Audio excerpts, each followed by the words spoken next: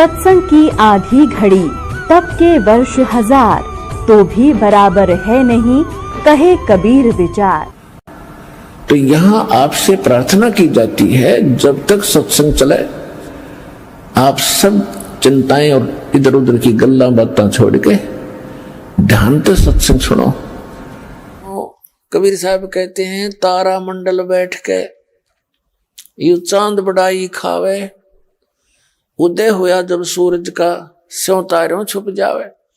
अभी तक जितने भी ये संत महंत बने फिरे थे, दुनिया को भ्रमित कर रहे थे, या अन्य जो भगवान से दोए बैठे थे, ये श्री कृष्ण, श्री राम और श्री विष्णु और शंकर ब्रह्मा, ये अब कति ऐसे हो जाएंगे जैसे रात्रि के अंदर तारा मंडल में, आकाश में चंद्रमा, चांदनी रात्रि में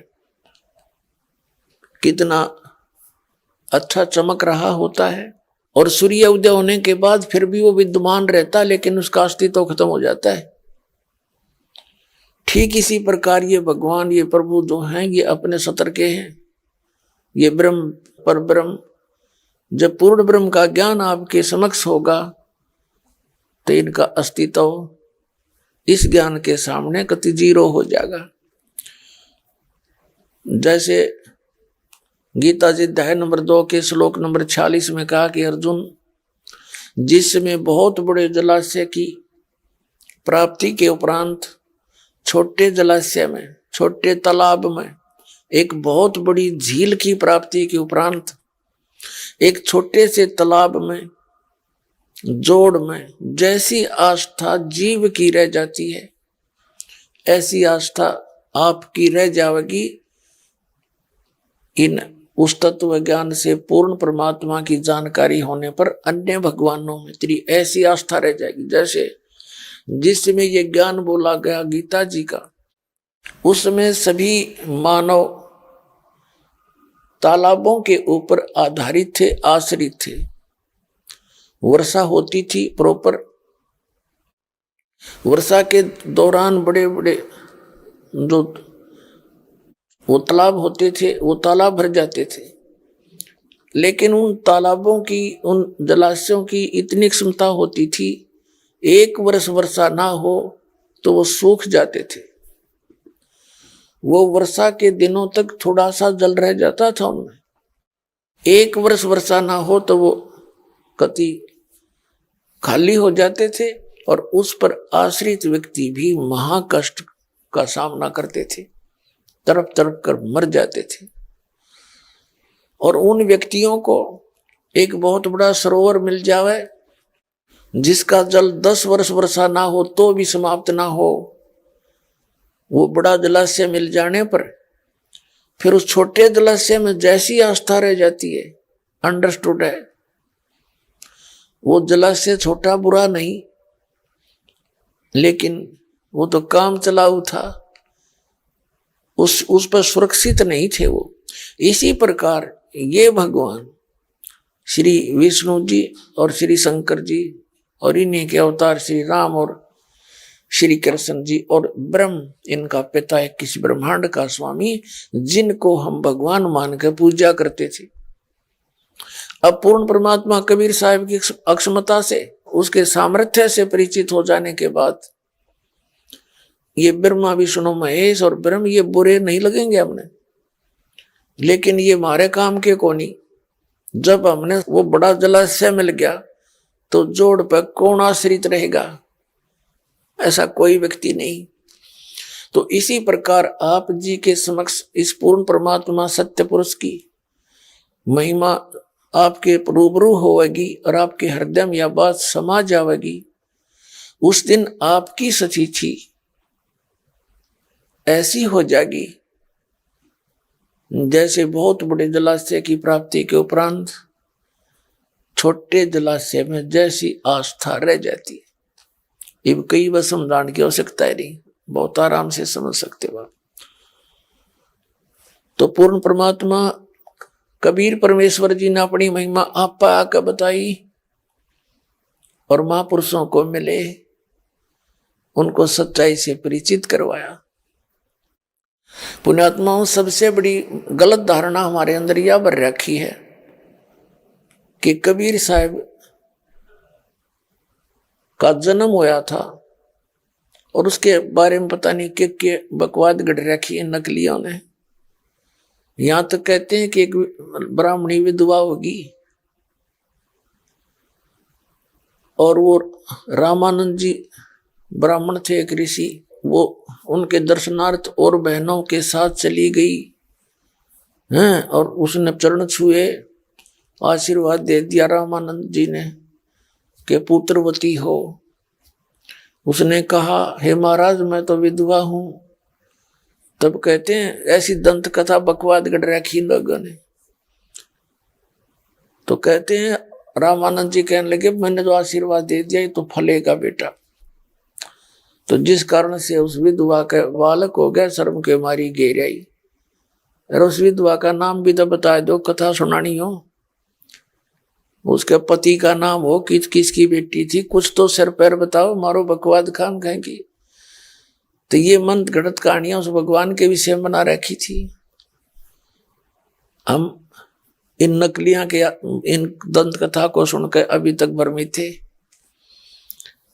ना सतगुरु जननी जने जिनके माना बाप, पिंड ब्रह्मांड से रहित हैं जहां न तीनों ताप। कबीर परमात्मा के विषय में आदरणीय गरीबदास साहिब जी ने और उनके सदग्रंथ में कबीर सागर में 600 वर्ष पहले लिखा था। धर्मदास जी ने आज का ग्रंथ नहीं है वो। उसमें स्पष्ट किया है कि वो परमात्मा सतलोक से चलकर आए थे, एक शिशु रूप धारण किया था, कमल के फूल पर विराजमान हुए थे। वहां से नीरू नीमा नाम के एक दुल्हा दंपति थे, पति पत्नी, वो उठा ले गए थे, वो निसंतान थे। थोड़ी कथा सुनाते हैं। पुण्यात्माओं, हमने रामायण महाभारत बहुत सुन रखी है और उनको इतना सुन रखा है कि हमने उनको कति साची मान रखी है। और किसी भी हिंदू समाज के पुण्यकर्मी प्राणी को कोई ऑब्जेक्शन नहीं, उनकी कोई भी कथा सुनाता है हमने सब स्वीकार्य हुई। क्यों हुई? क्योंकि हमने घनी बार सुन रखी थी। और अब इस दास ने उनकी महिमा पढ़ी, उनके इतिहास पढ़े, उनकी जीवनी पढ़ी, उसमें क्या पाया कि उनके विपरीत ज्ञान मिला जो हमारे को सुनाया गया था। तो अब हम उस सच्चे ज्ञान को जितना सुनेंगे, कई बार सुनेंगे, तो ये हृदय में कति समा जाएगा और वो अज्ञान जो हमारे अंदर भरा था वो बाहर निकल जाएगा। आपको परमात्मा क्या प्राकट्य सुनाते हैं, प्रमाण दिखाते हैं। एक गौरी शंकर और सरस्वती नाम के ये ब्राह्मण ब्राह्मणी थे। गौरी शंकर व्यक्ति का नाम था और सरस्वती उसकी पत्नी का नाम था। ये ब्राह्मण थे, भगवान शिव के पुजारी थे और शिव पुराण की कथा ये ब्राह्मण सुनाया करते थे। ये गौरी शंकर ब्राह्मण शिव पुराण की कथा सुनाया करता था और बगैर किसी लोभ लालच के, किसी को मिसगाइड नहीं करा करता। जैसा इसने समझा था पुराण को, केवल कथा सुनाया करता था।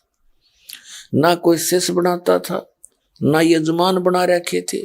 उस कथा के श्रोता जो भी दक्षिणा दे देते थे उससे अपना निर्वाह चलाता था और अपने घर के खर्च से जो बच जाता था उसको धर्म में लगा देता था। संग्रह संचय नहीं करते थे, झोपड़ियां में रहा करते थे।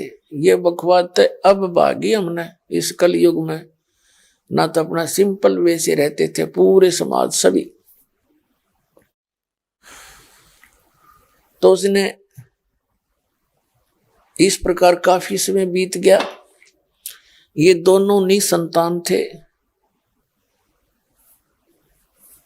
और अन्य ब्राह्मण जो थे, जो दुनिया को गुमराह किया करते थे, वो गौरी शंकर से ईर्षा करते थे, क्योंकि गौरी शंकर की महिमा इस कारण से अधिक होगी थी कि ये निस्वार्थ सेवा कर रहे हैं। और अन्य ब्राह्मण थे वो अपने रोजी रोटी के लिए ही दुनिया को गुमराह किया करते थे, जंतर मंतर की आड़ में, श्राद्धों के चक्कर में। और गौरी शंकर ऐसा नहीं करते थे, जिस कारण से अधिकतर काशी के व्यक्ति उस गौरी शंकर ब्राह्मण से प्रभावित थे और उसकी कथा में अत्यधिक लोग जाया करते थे। अन्य ब्राह्मण ज्यादा थे जो गुरुपद पर थे, तो वो ईर्ष्या करते थे कि इसकी तो घनी महिमा होगी और एक दिन ये हमारी सबकी रोजी रोटी में बाधा करेगा। इस बात का ज्ञान मुसलमानों को था कि गौरी शंकर इस हिंदू धर्म का प्रचार घना कर रहा है, बाकी ब्राह्मण तो अपनी रोजी रोटी के लिए जुगाड़ जोड़ रहे हैं, ये कर दे वो कर दे, बस कथा वथा नहीं सुनाते। तो उन्होंने सोचा कि इस गौरी शंकर को मुसलमान बना देते हैं, अन्य जो ब्राह्मण गुरु हैं वो इसका विरोधी हैं ही, तो कोई भी आपत्ति नहीं आओगी। और ऐसा ही हुआ। मुसलमानों ने जबरदस्ती उनके घर पर पानी छिड़क दिया, जूठा पानी करके अपना जल, और उनके कपड़ों में छिड़क दिया, उनके मुंह में डाल दिया बाई फोर्स। और आसपास के ब्राह्मण देख ही रहे थे।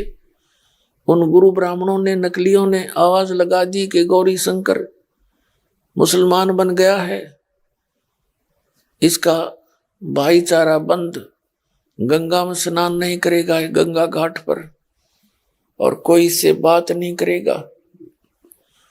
अब एकदम पासा पलट गया, कोई नहीं जावे, ना कोई श्रोता जावे। शिव प्राण छीन ली उसके, गर्दन सारी उठा ले गए। अब उसके सामने रोजी रोटी की समस्या आ गई गौरी शंकर के सामने। अब उनका नाम बदल दिया मुसलमानों ने, गौरी शंकर का नाम रख दिया नूर अली, और सरस्वती का नाम रख दिया नियामत। इनको फिर शॉर्टकट में नीरू और नीमा कहने लगे। तो नीरू के सामने जब जीविका की समस्या आई तो इसने क्या किया, जुलाई का कार्य शुरू कर दिया। इसमें कोई ऐसी वस्तु खरीदनी नहीं थी, 4-5 डंडे गाड्डे और कपड़ा बुनना सीख लिया इसे। काफी समय बीत गया, फिर भी ये ऐसे ही करता था, कपड़ा बुनता था, जो भी बनवाई का मिलता था उसको धन, कपड़ा बुनने की मेहनताना मिलता था। अपने परिवार के पोषण के लिए जो आवश्यक था वो रख के बाकी धर्म में लगाता था। ऐसा नेक व्यक्ति था। भले ही वो मुसलमान बन गया था, लेकिन भगवान शंकर की कसक उनके दोनों के दिल से समाप्त नहीं थी, और संतान नहीं थी। 60 वर्ष से ऊपर उम्र हो गई थी। पहले तो 12-13 वर्ष की उम्र में शादी कर देते थे। अपने आत्माओं, इस काल ने एक ऐसी व्यवस्था बना रखी है समाज की, जैसे किसी के संतान नहीं है, और वो तो अपना जैसे जैसे टाइम पास कर भी रहे हैं दोनों, लेकिन अन्य समाज के व्यक्ति आकर के उनको कभी ना कभी छेड़ जाते हैं, उनके जख्म को हरा कर ही देते हैं। कोई पड़ोसी आएगा या रिश्तेदार आ जाएगा कि संतान हुई नहीं, ओहो हे भगवान, एक बालक तो चाहिए था। तो इस तरह की बातें उनको वो पेंच होती रहती थी। फिर भी अब क्या करे, भगवान के आगे नहीं है तो नहीं। ऐसे ही अब वो क्या करते थे, जैसे गंगा में स्नान करना बंद कर दिया। गंगा घाट पे मुसलमानों को गंगा में हिंदू स्नान करने नहीं देते थे, तो वो क्या करता था, स्नान करने की आदत थी। सुबह सुबह गंगा का जल लहरों के द्वारा वर्षा के दिनों में जब बरकत चला करती गंगा और फ्लो होती थी फुल स्विम पे, तो गौ घाटों पर से उछल के और एक बहुत बड़े गड्ढे को भर देती थी, जिसको लहर तारा नाम से जाना जाता था। उस सरोवर को, तालाब को लहर तारा तालाब कहा जाता था। वो था गंगा का जल ही। फिर वो भर जाता था, भरा रहता था। तो वहां स्नान करने के लिए वो दोनों जने जाते थे, पति पत्नी, सुबह सुबह उठ के, डेली का काम था। स्नान करके आते थे और फिर आके अपना धंधा करते थे। पुण्यात्माओं, गगन मंडल से उतरे सतगुरु सत कबीर, वो गगन मंडल से उतरे परमात्मा एक नवजात शिशु का रूप धारण किया।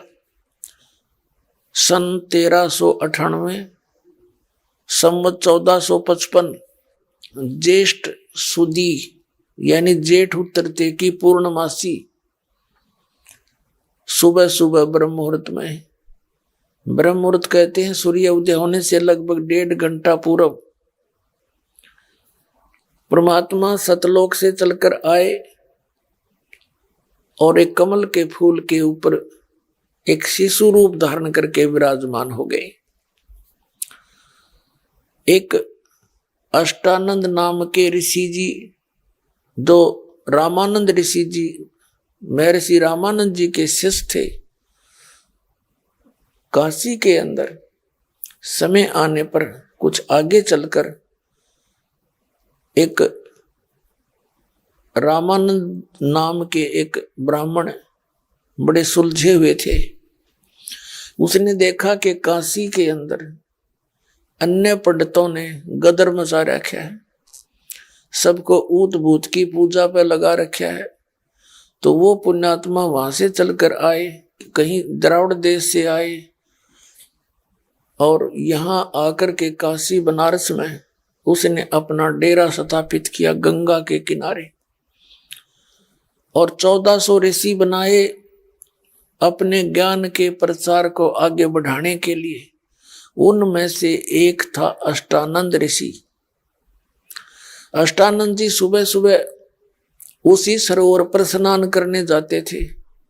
स्नान करके वहां अपना आसन बिछाकर उस प्राकृतिक शांति का वो लाभ उठाते थे।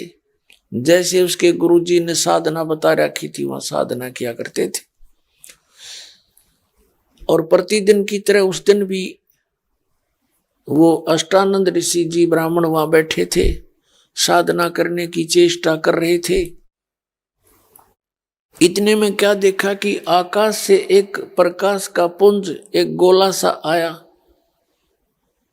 अष्टानंद का ध्यान उस प्रकाश के गोले की तरफ गया। इतना तेज प्रकाश और अद्भुत प्रकाश था, अष्टानंद जी की आंखें उसको सहन नहीं कर सकी, यह चरम दृष्टि सहन नहीं कर सकी। आंखें बंद होगी। आंखें बंद हुई तो क्या देखा कि कोई बच्चा बालक दिखाई देता है, जैसे हम सूर्य की ओर देखते हैं। सूर्य को हमारी आंखें सहन नहीं कर पाती उसके प्रकाश को, फिर हम इधर उधर करते हैं तो सूर्य का प्रकाश रहित आकार दिखाई देता है। आंखें बंद करते हैं तो भी दिखता है, इधर उधर करते हैं तो भी उसका आकार दिखाई देता है, लेकिन प्रकाश नहीं होता। ठीक इसी प्रकार अष्टानंद जी के उस आंखों के देखने से, उस प्रकाश का जब आंखें बंद हुई तो वो बच्चा दिखाई दिया उसको, जिसका वो प्रकाश था। फिर परमात्मा ने वो सारा प्रकाश सिमट कर एक बच्चे का रूप धारण, यानी प्रकाश तो उस बच्चे रूपी परमात्मा का ही था, अपना प्रकाश समेट लिया और उस बच्चे रूप जो के तो जिस रूप में आ रहे थे कमल के फूल पर विराजमान हो गए। अष्टानंद जी देखा, आंखें खोल, क्योंकि अंधेरा था थोड़ा सा, तो उसने सोचा कि ये पता नहीं क्या बात है, आज मैंने क्या देखा, ये मेरी बुद्धि काम नहीं कर रही। अपने गुरु स्वामी रामानंद जी से इसका समाधान पूछूंगा कि ये मेरी कोई भ्रमणा है, मेरा कोई भ्रम है कि यह सच्चाई है। मैंने आज प्रकाश देखा और फिर एक बालक दिखा। महर्षि रामानंद जी के पास जाकर के उनके शिष्य ने अपनी सारी आत्मबीती कथा सुनाई, आत्म कथा, और बताया गुरुदेव मैंने तो पहली बार ऐसा प्रकाश देखा। प्रकाश की तरफ जब देखा मेरी आंखें बंद होगी, नहीं देख सकी। और फिर आंखों के सामने ऐसा देखा जैसे कोई बालक नवजात शिशु हो। देखते ही देखते वो प्रकाश से एकदम सिमट गया, लहर तारा तालाब के दूसरे कोने पर। अब रामानंद जी ऋषि को जैसा ज्ञान था, अपने शिष्य का समाधान इस प्रकार किया कि बेटा, ऊपर के लोकों से जब अवतार गण आते हैं तो उनके ऐसे लक्षण हुआ करते हैं, तारे से टूटते हैं ऊपर से, और वो कहीं किसी माँ के गर्भ में जाएगा और फिर यहाँ अपनी कोई लीला करने कोई ऊपर के लोक से कोई देव आया है। अब जैसा रामानंद जी को ज्ञान था, क्योंकि इनके भगवान तो माते जन्म लेते हैं, लेकिन ये उसको उसके विषय में के जाने जो सबका जनक है। अब वो आया है। उधर से नीरू नीमा प्रतिदिन स्नान करने के लिए जाया करते थे, वो भी जा रहे थे। अष्टानंद उठकर आ गए थे, नीरू नीमा जा रहे थे। और पहले दिन नीमा का कोई इंजेक्शन लगाएगी, उसकी रिश्तेदार आ रही थी, कोई रिलेटिव आया था, और वो आते ही पूछा करे, आए संतान कोई ना? ये भगवान एक जातक तो चाहिए था, एक बालक तो होना ही चाहिए था।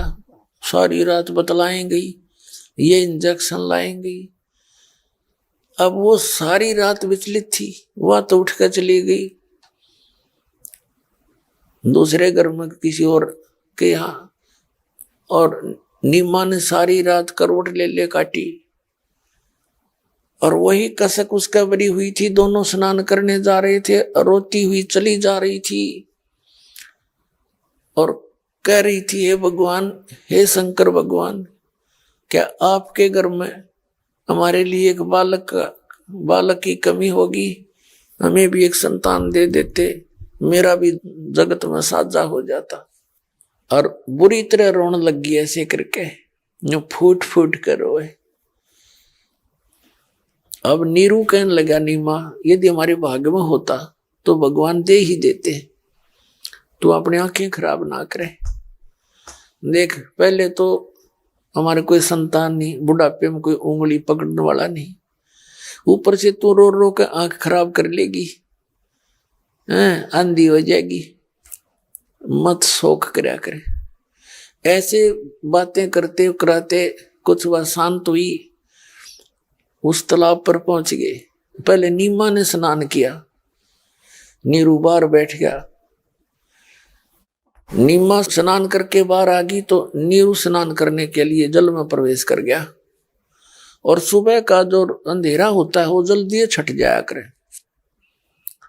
थोड़ी सी देर में क्या हुआ कि थोड़ा थोड़ा प्रकाश सा, उजलापन सा हुआ, उजाला सा होने लगा। नीमा जो कपड़ा बांध कर स्नान करके किया था, उसको धोने के लिए और पुणे सरोवर के तट पर पहुंची। उसका पति स्नान कर रहा था ऐसे ऐसे करके। जो ही वो निकट पहुंची तो चांदना सा हो गया था थोड़ा थोड़ा। उसने क्या देखा कि कमल के फूल पर कोई वस्तु हिल रही है। परमात्मा अपने पैर हिला रहे थे, बच्चे के रूप में लीला कर रहे थे। नीमा ने सोचा कि इस पे कोई सर्प ना हो, मेरे पति ने ना डसले। उसने ध्यान से देखा, ध्यान से देखा तो क्या देखा कि एक बालक कमल के फूल पर।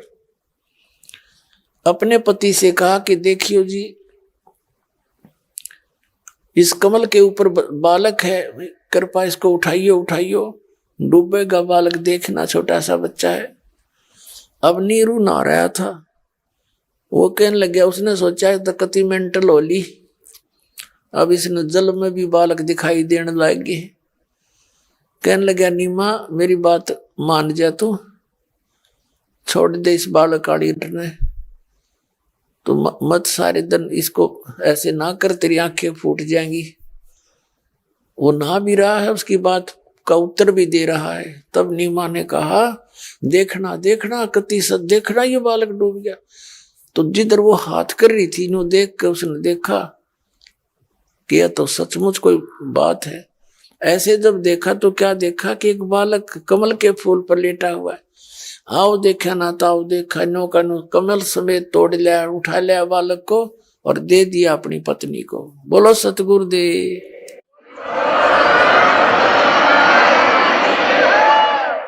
अपने आत्माओं, कबीर साहब कहते हैं, सोचल सीधर मैं करूं अपने जन के काज। अब जिस परमात्मा की खोज में ऋषियों ने शरीर नष्ट कर दिया, अपने गला दिए, दीमक चढ़ गई उनके शरीरों पर और उनको वो मिला नहीं, जिसकी खोज में प्राणी आज तक लगा हुआ है, और वो परमात्मा और जिस बहन के सीने से लगा हो, अब उसकी जो खुशी, उसके जो आनंद का एस्टीमेट लगाया नहीं जा सकता। जिस मालिक का नाम लेते हैं, रोम रोम करना जाते हैं, वो भगवान सारी सृष्टि का रचनहार एक माई के सीने से लगा है, एक बालक रूप में, और वो उससे प्यार कर रही है। कभी उसके मुंह को चूम रही है, कभी सीने से लगा रही है, और अपने भगवान शंकर के वो सौ शुक्र मना रही है, उसका धन्यवाद कर रही है।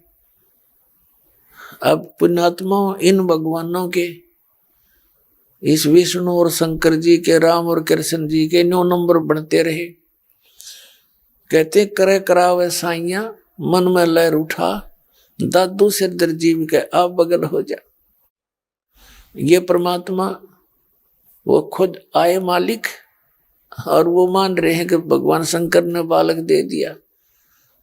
वो शंकर के भी जनक, उनके पिता के भी जनक, वो खुद आए हुए और महिमा बन रही शंकर भगवान की, कि उनके पुजारी थे। तो हम भी पहले जब इस मार्ग से परिचित नहीं थे, घर में कोई सुख होता था, हम जिस भगवान की, कृष्ण जी की, शंकर भगवान जी की, श्री विष्णु जी की पूजा करते थे, तो हम ये सोचा करते इन भगवानों ने मौज मचा दी। अब पता चला ये कुछ नहीं कर सकते, ये ना कोई आपके भाग्य में बढ़ा सकते, ना कम कर सकते। आपको एज इट इज देते हैं, जैसा जिसका कर्म है, इतनी ड्यूटी है इनकी। अब पुण्यात्माओं, जैसे तुलसीदास जी हुए हैं, जिन्होंने रामायण को अपनी वाणी के माध्यम से पुनः वर्णित किया है, और वो वाणी, वो चौपाइयां जो तुलसीदास कृत रामायण की, हिंदू समाज के अंदर वेल नोन है और विशेष प्रमाणित मानी जाती है। तो इसी प्रकार परमात्मा सतपुरुष कबीर साहब जी ये लीला करते हैं। भगवान, ये वेदों में वर्णित है कि वो परमात्मा पूर्ण ब्रह्म, वो सारी सृष्टि का रचनार सर्व उत्पादक परमात्मा ऊपर रहता सतलोक में, और वहां से गति करके आता है, अच्छी आत्माओं को मिलता है, उनको ज्ञान से परिचित कराता है, तत्व ज्ञान देता है, और वो कवियों की तरह आचरण करता है, कवियों की तरह आचरण करता है। ये वेदों में लिखा, दिखाएंगे आपको समय आने पर, पहले भी बहुत बार दिखाया है।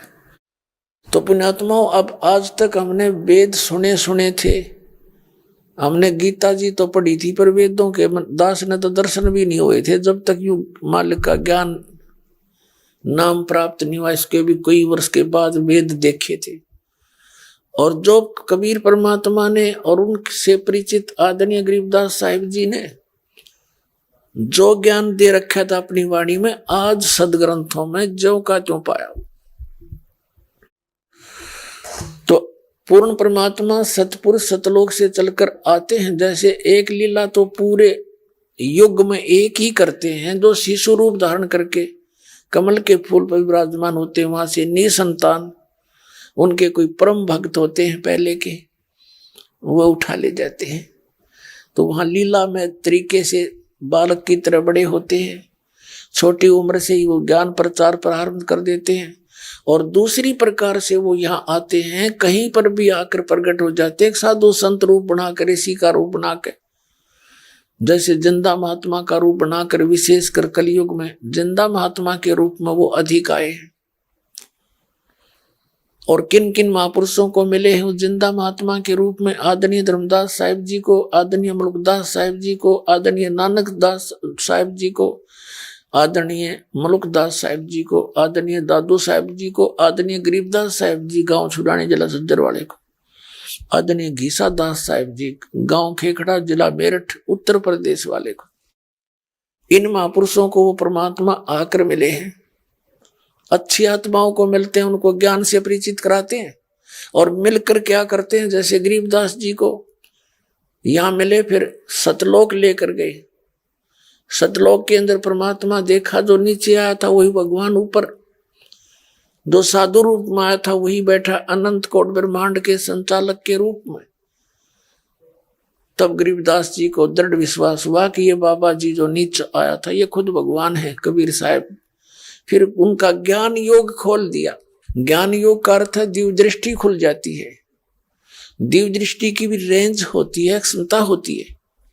जैसे तुलसीदास जी की जो दिव्य दृष्टि खुली थी वो बहुत कम सतर की थी, और गरीबदास साहिब जी की जो दिव्य दृष्टि खुली थी उन्हें असंख्य युगों पहले की सृष्टि की रचना, आने वाले भविष्य की कहानियां और इस दौरान जो जो जिसके साथ बीती वो सब वर्णित कर दी थी।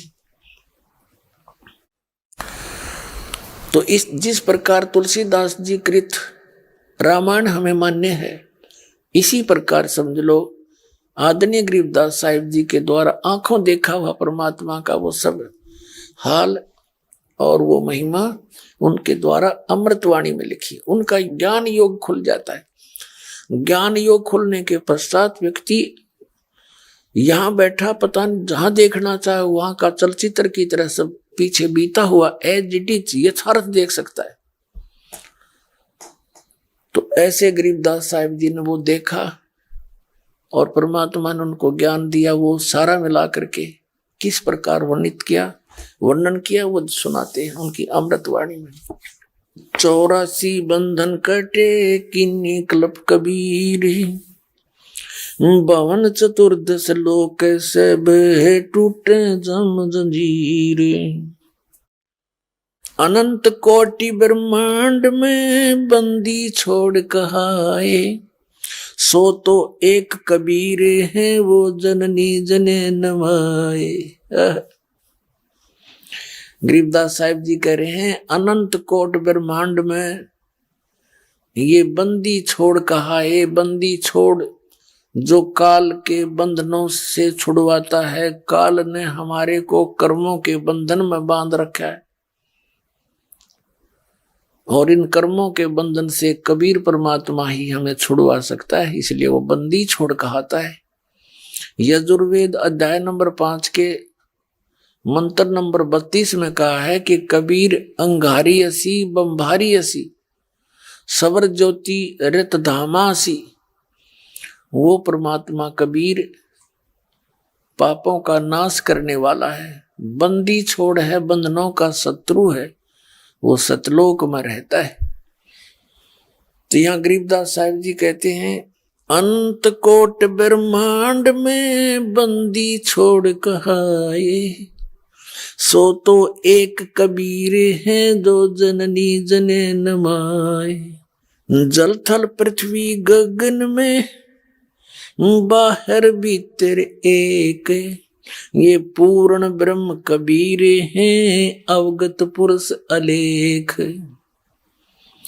सेवक हो के उतरे इस पृथ्वी के माही, जीव उदाहरण जगत गुरु हो बार बार बलि जाही। गरीबदास साहिब जी कहते हैं एक दास बनकर उतरे वो भगवान कबीर दास का है। सेवक होके उतरे इस पृथ्वी के माए, किस लिए? जीव उदाहरण जगत गुरु, यानी सबको सच्चा ज्ञान देने वाले।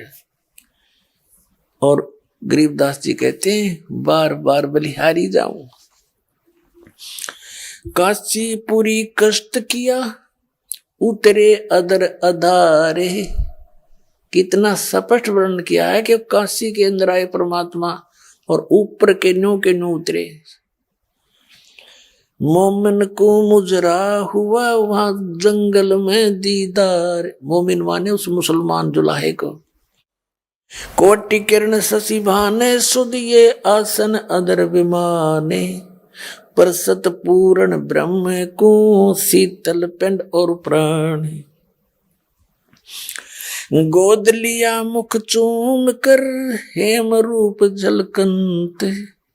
जगर मगर काया करे जैसे दमके पदम अनंत।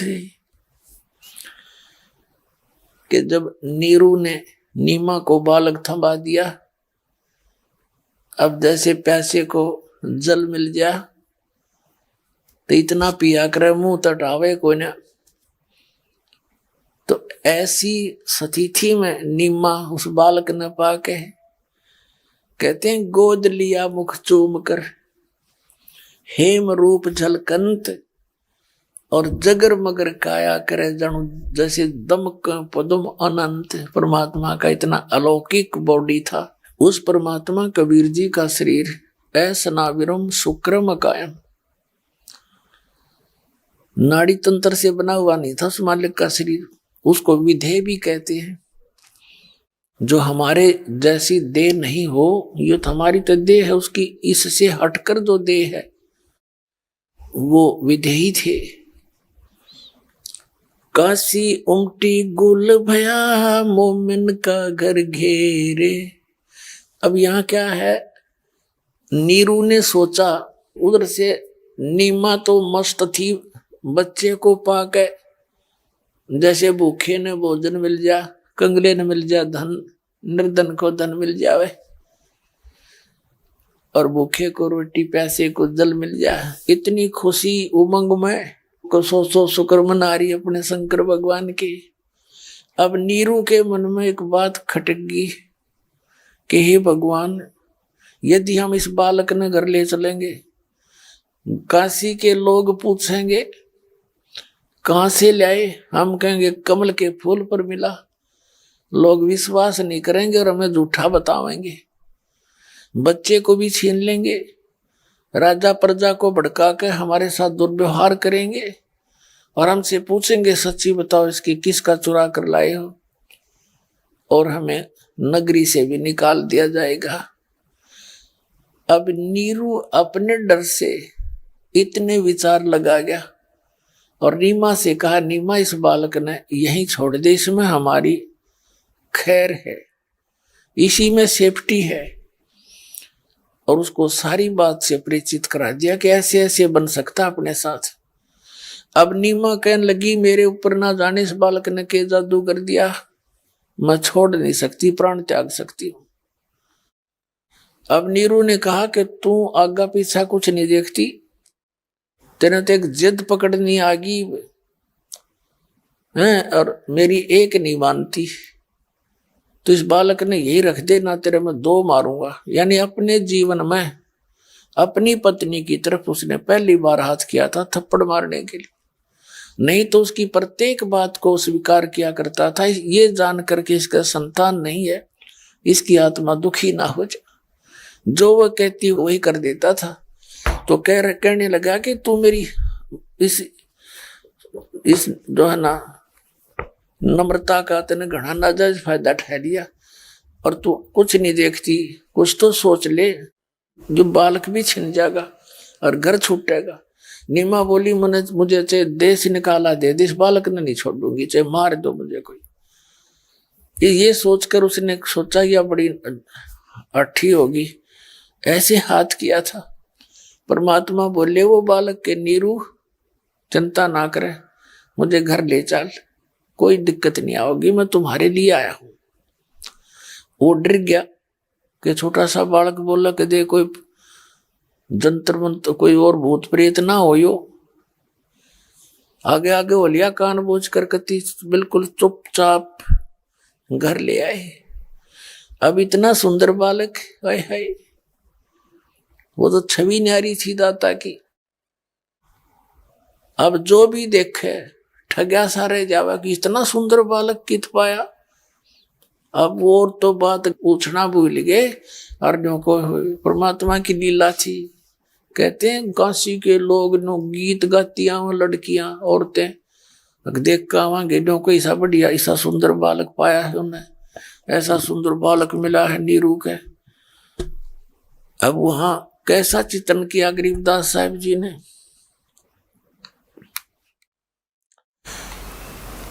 काशी उमटी गुल भया, शोर हो गया काशी के अंदर, उमड़ का ही सारी काशी। मोमन का घर घेरे, कोई कहे ब्रह्मा विष्णु है, कोई कहे कुबेर। अब अपने अपने विचारों से आइडिया लगाते हैं सभी उस परमात्मा की छवि को देखकर बालक की। कोई कहे तो इंद्र है, कोई कहे धन का देवता कुबेर रूप, छोटा रूप बना कर आ गया, उसने जन्म लिया है, जैसी उनकी बुद्धि काम करे थी। कोई कहे वरुण धर्म राय है, कोई कहते है ईसे, 16 कला सुभान गति, कोई कहे जगदीश। कोई कहे छल ईश्वर नाही, कोई किन्नर कहलाए, कोई कहे गण ईश का, जो जो मात रिसाए। खलक मुलक देखण गया वहां राजा प्रजा रीत, जम्बू दीप जिहान में ये उतरे शब्द अतीत। जम्बू दीप कहते हैं भारतवर्ष को, कहते इस जम्बू दीप जिहान में ये उतरे शब्द अतीत। दुनी कहे यो देव है, देव कहते हैं ईश, ईश कहे ये पर ब्रह्म है, पूर्ण विश्व बीश, पार ब्रह्म है। अब कहते हैं दुनिया तन्यों का कोई देवता उतर रहा है नीचे, देवता कहते हैं कि नहीं, ये तो कोई भगवान आया है, कौन से लोक से ये हम भी नहीं जानते।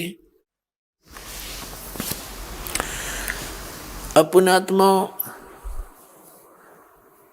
काजी आए कुरान ले, दर लड़के का नाम, अक्सर अक्सर मैं फुर्या धन कबीर बलि जाऊं मैं। सकल कुरान कबीर है, अरफ लिखे जो लेख, काशी के काजी कहें या गई दीन की टेक। परमात्मा का नाम रखने के लिए अब काजी आगे नाम कैसे नामांकन करते हैं। कुरान शरीफ एक पवित्र पुस्तक है मुसलमान धर्म की, जैसे अपनी हिंदुओं की गीता है। उसको क्या करते हैं, अपना कोई मंत्र सा पढ़ के और उसको ऐसे खोलते हैं। जब पहला अक्षर जो भी होता है उसी अक्षर के ऊपर वो नाम रख देते हैं। उन्होंने जो ही वो कुरान शरीफ खोला तो उसके अंदर कबीर शब्द मिला उनको, कबीर पूरा। तो उन्होंने सोचा कबीर का अर्थ होता है बड़ा, वो कबीर का अर्थ बड़ा करते हैं मुसलमान धर्म में।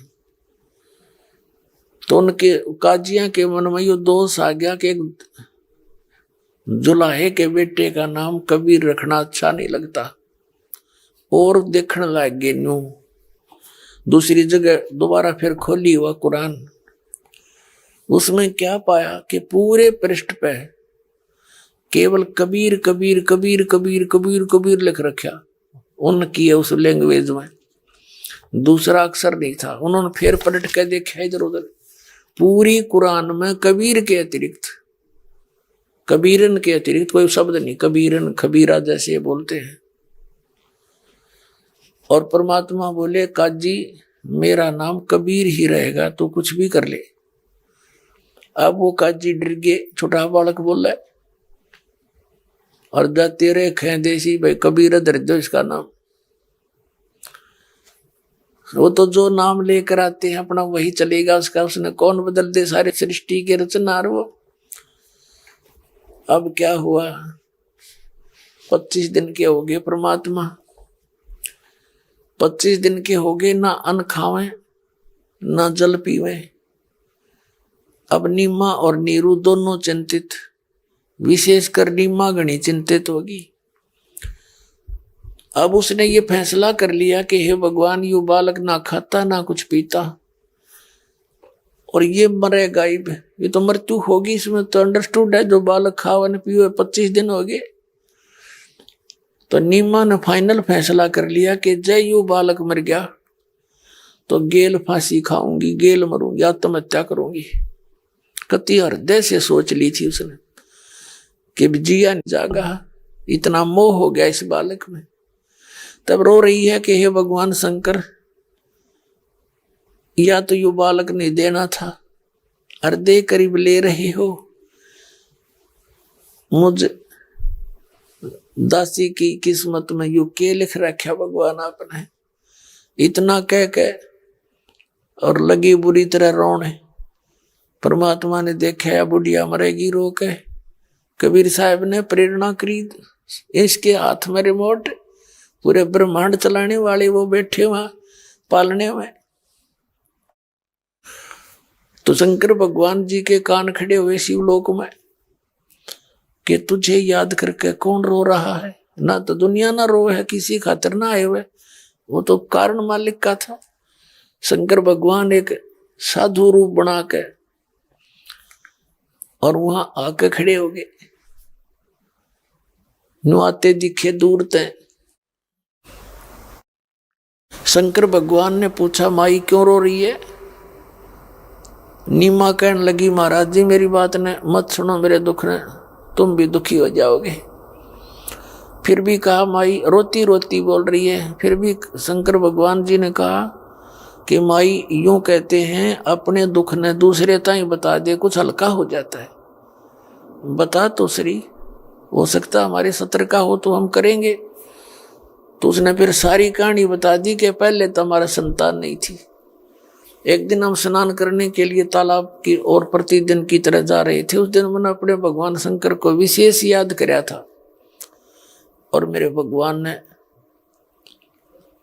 यो बालक दिया एक कमल के फूल पे। महाराज अब ये कुछ खाता पीता को नहीं, मैं नो रो सू, यू मरेगा और साथ मरूंगी, मैं नहीं जी सकती। तो भगवान शंकर ने कहा कि माई दिखाना तेरे पुत्र को। वो लाई ठाके परमात्मा ने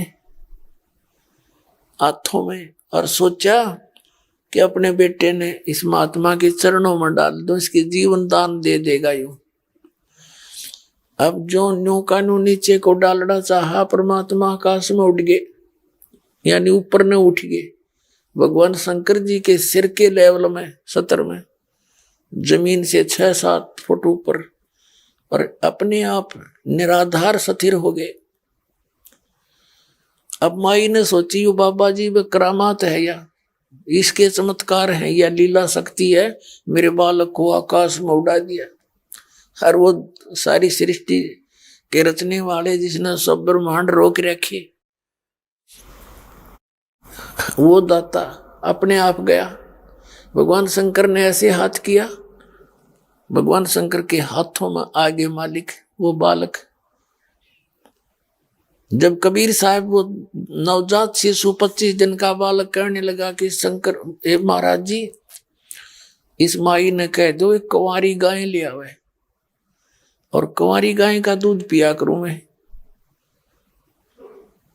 तब और एक कुमार कहते हैं कोरा मटका मंगवा दिए और वो गाय दूध देगी, आप उस पर अपना आशीर्वाद भरा हाथ रख दियो महाराज जी।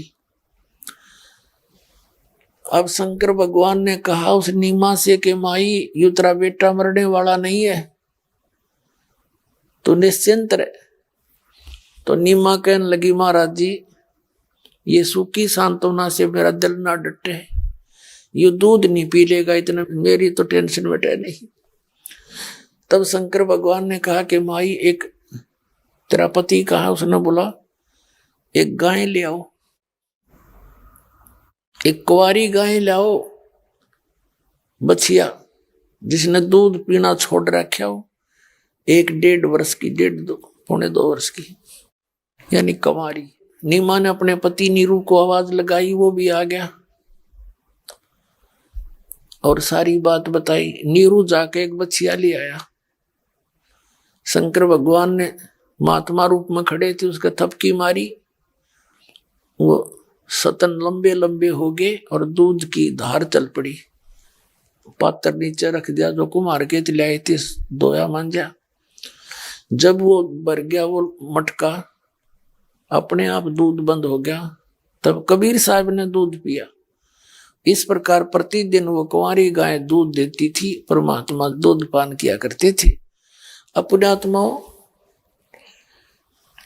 ये अपने जो पुराने इतिहास है, इनसे हमें भगवान पहचानने में आसानी होगी। पूरा विश्व अपने वेदों को श्रेष्ठ मानता है, उत्तम मानता है, सत्य मानता है। एक आधा अक्षर फिरा तो दूसरी बात है, जो कुछ भी बकवास करते जिन्हें ज्ञान न नहीं। और विशेषकर हिंदू समाज में तो यू घर कर ही रहा है कि वेदों में जो लिखा वो फाइनल है, सही है, सत्य है, भगवान की विशेष जानकारी है, सत्य जानकारी है। अब देखो ये लीला जो दास बता रहा है, ये गरीबदास जी ने बताई। हमने गरीबदास जी के ग्रंथ में पढ़ा और वो परमात्मा से परिचित हुए थे गरीबदास जी, आदरणीय गरीबदास साहिब जी। गरीबदास साहिब जी को परमात्मा ने ज्ञान दिया, उन्होंने फिर लिखा। और फिर कबीर सागर में जो कबीर परमेश्वर जी ने अपना प्रगट होने का जो सारा विवरण दिया था, धर्मदास जी को बताया था। आदरणीय धर्मदास साहिब जी ने वो लिपिबद्ध किया था, जो कबीर सागर नाम से वो परमात्मा की महिमा की वाणी प्रसिद्ध है, कबीर सागर नाम से। अब ये तो गरीबदास जी ने बताया। क्या बताया है? दूध न पीवे न अन्न बखे, नहीं पालन झूलंत, अदर अमान ध्यान में वो कमल कला फूलंत। अब क्या करें गरीबदास साहब जी, ना दूध पीवे थे, ना अन्न खावे थे, और शरीर ऐसे विकसित हो रहा था जैसे कमल का फूल। कमल के फूल में एक विशेष खासियत दी है परमात्मा ने, विशेषता दी है। कितना पानी चढ़ जा, उस जैसे सरोवर में वर्षा में पानी भरने लगता है, तो कमल का फूल उसके साथ साथ ऊपर उठता चला जाता है। चाहे 20 फुट पानी भर जाओ तो 20 फुट कमल का फूल ऊपर पाओगे और पूरी डंठल बढ़ती चली जाएगी इसकी। तो यहाँ क्या कहते हैं कि अन्न खावे ना दूध पीवे हैं, और ना पालने झूलंत, पालने में लुटावत, पालने में भी 6 इंच ऊपर, पालने से ऊपर रहे मालिक, उस पालने के अंदर 6 इंच ऊपर, ऐसे इतनी शक्ति थी दाता में। और कहते हैं अदर अमान ध्यान में वो कमल कला फूलंते, कमल की तरह विकसित हुआ शरीर मालिक का। फिर कहते हैं शिव उतरे शिवपुरी से, अवगत बदन बिनोदे, मैं के कमल खुशी बहे, फिर लिया ईस को गोदे। गोदी में ले लिया परमात्मा को, कबीर जी को। नजर नजर में मिल गई, किया ईस परिणाम। शिव जी ने प्रणाम किया उस परम पिता को, एक परम शक्ति जानकर। ये तो महापुरुष है, इनकी आत्मा बता देती है ये कौन है, कैसी शक्ति युक्त है। कहते नजर नजर में मिल गई, गोदी में ले रखा था जो परमात्मा को शंकर भगवान जी ने। नजर नजर से मिल गई, किया ईस परिणाम, धन मो मन धन पूर्णा, या धन नगरी निकाम। 7 बार चर्चा करी, बोले बालक बहने, शिव को कर मस्तक धरा, हाल्या मोमन एक धैनु। अन ब्यावर को दूहत है, दूध दिया तत्काल, पीवे बालक ब्रह्म गति, ता शिव भय दयाल। अपने आत्मा, ये तो गरीबदास साहिब जी ने कहा कि परमात्मा कबीर जी ने बिना ब्याई गाय का, यानी कुंवारी गाय का दूध पिया। अब यही कबीर सागर 600 वर्ष पहले, लगभग 550 वर्ष पहले आंखों देखा हाल और परमात्मा से हुई वार्ता आदरणीय धर्मदास साहब जी ने लिख रखा। अब वो एक झलक वो दिखाते हैं और फिर आपको दिखाते हैं वेद। तो पुण्यात्माओं, हम भगवान पहचान लेंगे जब हमारी आत्मा ये मान लेगी सचमुच कबीर इज गॉड, वो तो है ही है। हम कद स्वीकार करेंगे? हमारी या बच्चे वाली बुद्धि कब समाप्त होगी? उस ज्ञान से होगी, इन प्रमाणों से होगी। तो उस दिन हमारा हृदय पक्का मान जाएगा कबीर इज गॉड। और जिस दिन आपका याद रचेगी कबीर परमात्मा है, फिर तो वारे नारे हो जाएंगे। आप क्या पूछो मत भाई। जो गुरु बचन पे डट गे रकट गे फंद 84 के, कट गे फंद 84 के, रकट गे फंद 84 के। भाई जो गुरु बचन पे डट गे रकट गे फंद 84 के। वस्तु मिली ठोर की ठोर, मिट गई मन पापी की दौड़।